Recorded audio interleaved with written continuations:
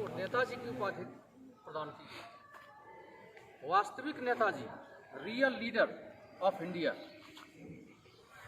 सुभाष चंद्र बोस, आज उनकी जयंती मनाते हुए आप सभी आचार्य बंधु और विद्यालय परिवार को हम अभिनंदन करते हैं, स्वागत करते हैं।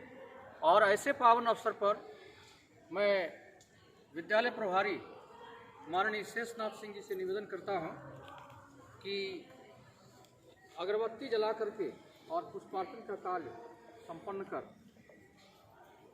कार्यक्रम को गति प्रदान करेंगे।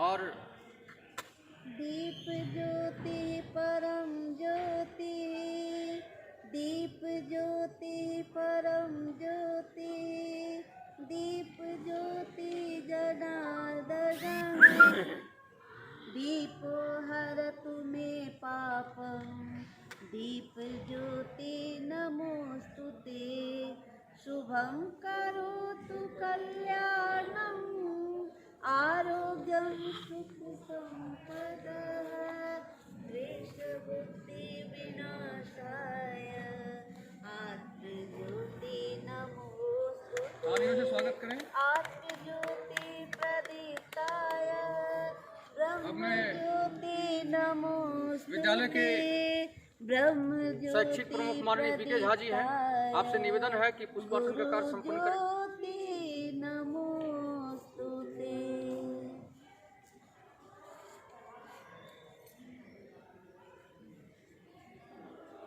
विद्यालय की प्रशासनिक व्यवस्था को देखने के लिए माननीय रंजना जी उपस्थित हैं। आपसे निवेदन है कि पुष्पार्चन का कार्य संपन्न करें।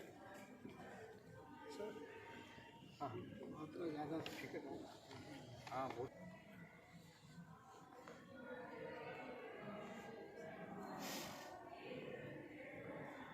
अर्चना जी आ गई है ना?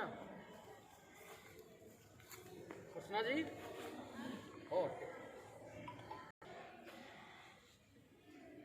आज के विशिष्ट वक्ता माननीय अरविंद कुमार मिश्रा जी से निवेदन है कि पुष्पार्चन का कार्य संपन्न कर दें। विद्यालय के वरिष्ठ आचार्य माननीय प्रफुल्ल चंद्र पाल।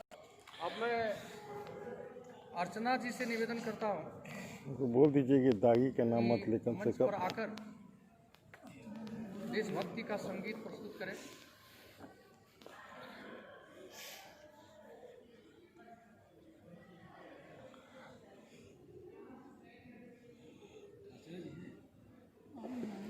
प्रैक्टिस कर रही होंगी, दूसरे को बुलाई ना।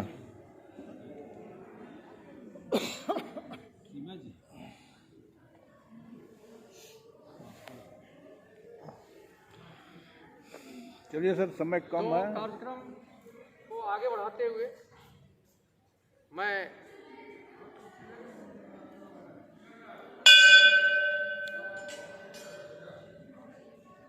माननीय शेषनाथ सिंह जी से निवेदन करता हूं कि आज के इस पावन अवसर पर माननीय सुभाष चंद्र बोस जी के जीवन वृत्त पर संक्षिप्त प्रकाश डालें और मार्गदर्शन करने की कृपा करें।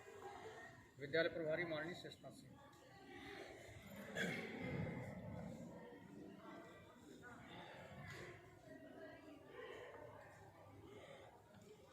आज नेताजी सुभाष चंद्र बोस की 125वीं मनाना, जो उनकी अहमियत, उनके त्याग, उनके बलिदान, उनके उत्सर्ग, इसको उल्लेखित करता है, बताता है। और यदि हम सुभाष चंद्र जी के जीवन काल में हम लोग सभी लोग परिचित ही हैं, अधिकतर जान ही रहे हैं। पिछले वर्ष में सरकार उनके जीवन से संबंधित जो फाइलें बंद थी, उसमें से 100 फाइल जो है जनता के लिए उजागर की, देखने के लिए।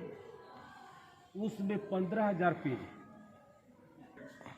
उन सभी पर थोड़ा हम लोग ध्यान देते हैं तो पता चलता है कि सुभाष चंद्र जी शुरू से ही कुशाग्र बुद्धि के थे, तेज बुद्धि के थे और राष्ट्रभक्ति की भावना स्वतः जो है उनके मन में बाल काल से ही देखने को मिली कि कक्षाओं में भी अंग्रेज शिक्षकों के द्वारा कभी भारत के विषय में कुछ अच्छी बातें नहीं बोली जाती थी, कि अंग्रेज बच्चों के द्वारा भी, तो वह उसका जो है विरोध करते थे रहे। और उनके पिताजी जानकी दत्त एक बैरिस्टर थे, उसके अनुसार इन्होंने उस लक्ष्य को पूरा किया। परंतु उस समय तक भारत की पृष्ठभूमि पर उनका किसी जगह कोई उल्लेख नहीं मिलता है, कोई चर्चा नहीं थी। पढ़ाई लिखाई में थी लेकिन उतनी बातें नहीं थी। जो माता पिता की ख्वाहिश, चाहे किसी की ख्वाहिश होती वो पूरी हो गई थी।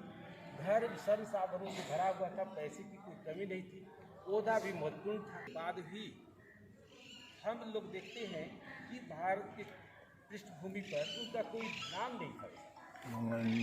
नाम कब हुआ? जब उन्होंने उस पद को त्यागा, जब देखे कि अंग्रेज लोग द्वारा भारत के भक्तों